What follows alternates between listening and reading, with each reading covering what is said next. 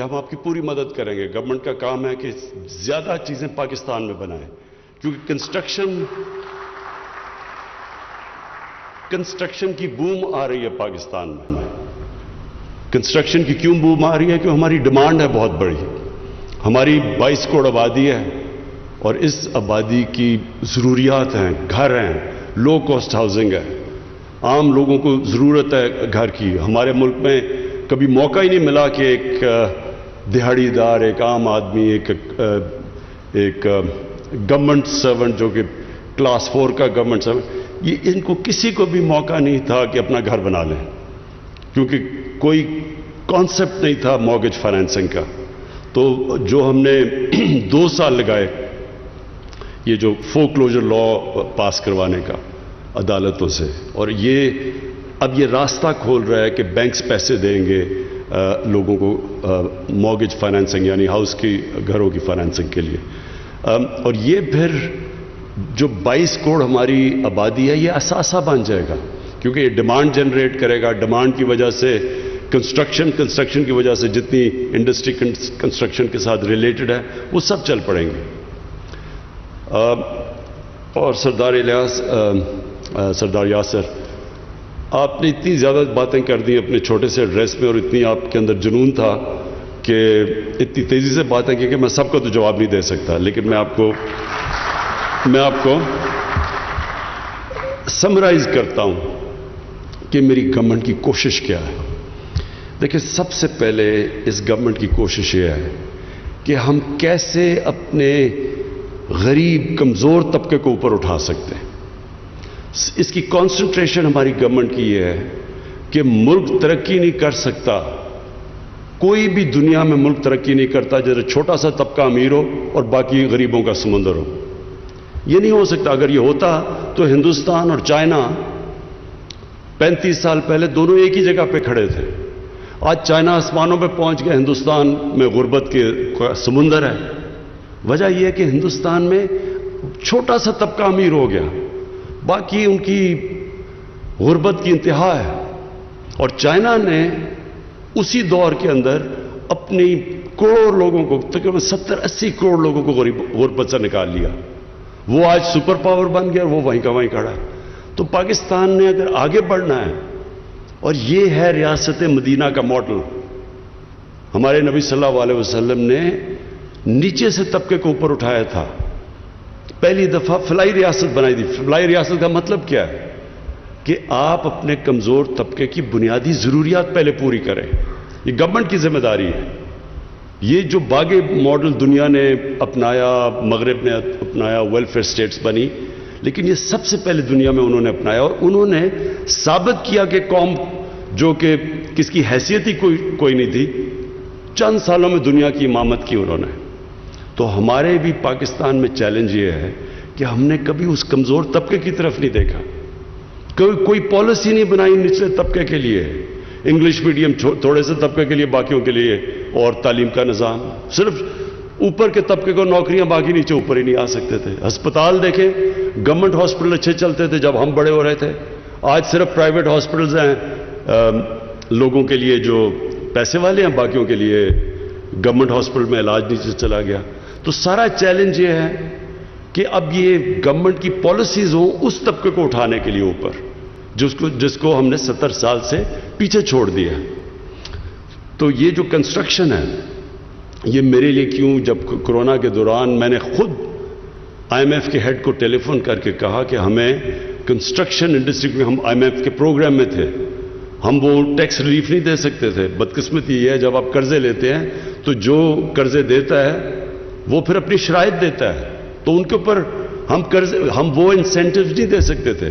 تو کورونا کے دوران میں نے اس کو ٹیلی فون کر کے پھر وہ کنسیشنز لی کنسٹرکشن سیکٹر کے لیے, اور اس کا مقصد یہ تھا کہ ہماری سب سے پہلے عام آدمی کو, غریب لوگ کو, دیہڑی دار کو نوکریاں ملیں. کیونکہ جب آپ لاک ڈاؤن کرتے ہیں تو سب سے پہلے غریب طبقہ کرش ہو جاتا ہے, تباہ ہو جاتا ہے. ساری دنیا میں غربت بڑھ گئی ہے کورونا کی وجہ سے, لاک ڈاؤن کی وجہ سے. تو وہ میں نے اس سے کنسیشنز لی, اور پھر ہم نے بار بار میٹنگز کی, اور ہم نے ریئلائز کیا اتنی زیادہ ہماری رکاوٹیں ہم نے ڈالی ہوئی ہیں بزنسز کے سامنے, کنسٹرکشن کے سامنے, انڈسٹری کے سامنے. یہ جو بھی یاسر نے باتیں بھی کی کہ ہمارا سسٹم ایوالو ایسا ہو گیا ہے کہ وہ بجائے فیسیلیٹیٹ اور انکریج کرنے کے, مدد کرنے کے انڈسٹری کی اور ویلتھ کریشن کی, وہ رکاوٹیں ڈال دیتا ہے. یہ سسٹم, جب ایک سسٹم نیچے جانا شروع ہوتا ہے, جب ایک معاشرہ نیچے جاتا ہے, تو یہ سب سے بڑا پرابلم آ جاتا ہے کہ بیوروکریسی اس کی ایسی بن جاتی ہے کہ وہ بجائے انکریج کرے کہ ملک آگے بڑھے اور خوشحالی آئے ملک میں, وہ اپنا سوچنا شروع ہو جاتی ہے کہ ہم کیسے اپنا پیسہ بنا سکتے ہیں. تو وہ سسٹم کو چینج کرنے میں ٹائم لگتا ہے. جب آپ ایک اصلاحات کی بات کرتے ہیں تو وہ ایک کہتے ہیں جی کدھر ہے نیا پاکستان, جس طرح بٹن دباؤ تو نیا پاکستان آ گیا. یہ ایک جدوجہد کا نام ہے, ایک سسٹم چینج کرنے کا نام ہے, ایک مائنڈ سیٹ چینج کرنے کا نام ہے. اور وہ آپ دیکھیں گے کہ وہ شروع ہے آج پاکستان میں. ہم نے جس طرح جنرل حیدر نے کہا مسلسل میٹنگز کی رکاوٹیں دور کرنے میں. ابھی بھی رکاوٹیں ہیں, لیکن جو 2 سال پہلے تھیں اور اب تھیں, اب کنسٹرکشن کے لیے وہ انسینٹیوز ہیں جو کبھی پہلے نہیں تھے. انشاءاللہ آپ کے لیے ہم انسینٹیو بڑھاتے جائیں گے. آپ نے ابھی بات کی ہے کہ ایف بی آر سے پرابلمز ہے. ایف بی آر کے اندر ہم مسلسل ریفارمز لانے کی کوشش کر رہے ہیں. ہمارے پاس ایک فائنانس منسٹر آیا شوکت ترین, جو سمجھتا ہے پرائیویٹ سیکٹر سے. شوکت ترین کو پتہ ہے کہ کس طرح کی مسئلے پرائیویٹ سیکٹر اور انڈسٹری کو آتے ہیں. تو ملک نے تو آگے تب بڑھنا ہے جب سب سے پہلے ہم اپنی نوجوان آبادی کو روزگار دیں. کنسٹرکشن سیکٹر سب سے زیادہ روزگار دیتا ہے, کیونکہ وہ صرف کنسٹرکشن ہی نہیں, اس کے ریلیٹڈ جو سارا سیکٹر ہے, وہ جب سارا اکانومی چلنی شروع ہوتی ہے, یہ ایک طریقہ ہے سب سے پہلے روزگار دینے کا, ویلتھ کریشن, دولت میں اضافہ کرنے کا, اس سے ریونیو بڑھانے کا. ٹیکس آپ کا ریونیو بڑھے گا تو آپ اپنے خرچوں کو پورا کریں گے. اور پھر جو قرضے لیے ہوئے ہم نے, ان کو قرضوں کو واپس تب کریں گے جب اکانومی گرو کرے گی. تو سب سے پہلے اکانومی گرو کرتی ہے اس کے کنسٹرکشن پہ. دوسری چیز ایکسپورٹس کی آپ نے بات کی. بالکل آپ کی بات ٹھیک ہے کہ ہم نے اتنی ظلم کیا اپنے ملک پہ کہ ہم نے اپنی ایکسپورٹس کے پر توجہ ہی نہیں دی. تو اگر ایکسپورٹس نہیں بڑھے گی ملک میں, کیسے ملک کی دولت بڑھے گی؟ اگر آپ امپورٹس کے اوپر ریلائی کریں گے تو پیسے دینے کے لیے ایکسپورٹس کی ضرورت ہے. اور ایکسپورٹس سوائے ٹیکسٹائل کے کسی نے سوچا ہی نہیں ایکسپورٹس بڑھانے کا. تو چھوٹے چھوٹے ملک ہیں ہمارے سے پتہ نہیں 10 15 گنا زیادہ ایکسپورٹ کرتے ہیں. اتنا سا سنگاپور ہے, 300 ارب ڈالر کی ایکسپورٹ کرتا ہے. پاکستان کی انشاءاللہ اس بار ہم سوچ رہے ہیں 30 ارب پہ پہنچ جائے.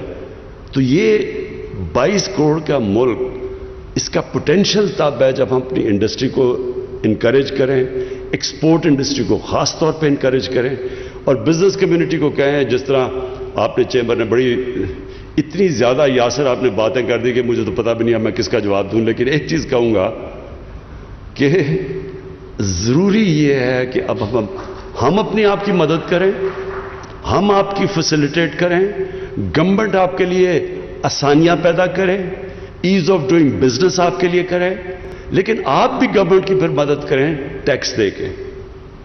ٹیکس دیتے نہیں ہیں لوگ, ٹیکس دیتے نہیں ہیں اور کہتے ہیں یہ بھی خراب ہے, وہ بھی خراب ہے, یہ بھی برا ہے, وہ بھی برا ہے. یہ ایسا ہے کہ جنت میں جانا چاہتے ہیں لیکن اچھے مال نہیں لے کے آنے. آپ جب تک ٹیکس نہیں دیں گے ملک کی کیسے دولت بڑھے گی؟ تو ہم کیسے آپ کے لیے فیسیلیٹیٹ کریں گے؟ تو یہ 2 وے سسٹم ہے. ہم نے آپ کی مدد کرنی ہے, آپ کی دولت میں اضافہ ہو, آپ نے ہماری مدد کرنی ہے ٹیکس دے کے تاکہ ہم انفراسٹرکچر ٹھیک کریں اور آپ کے ملک کو جو بنیادی ضروریات ہے لوگوں کی, تعلیم, صحت, سڑکیں, بجلی, یہ جو آپ کو امیونٹیز چاہیے وہ ہم پوری کریں. تو میں پھر سے آپ کو اس ایکسپو کی مبارک دیتا ہوں, اور انشاءاللہ اسلام آباد چیمبر آف کامرس کے ساتھ ہم کام کریں گے.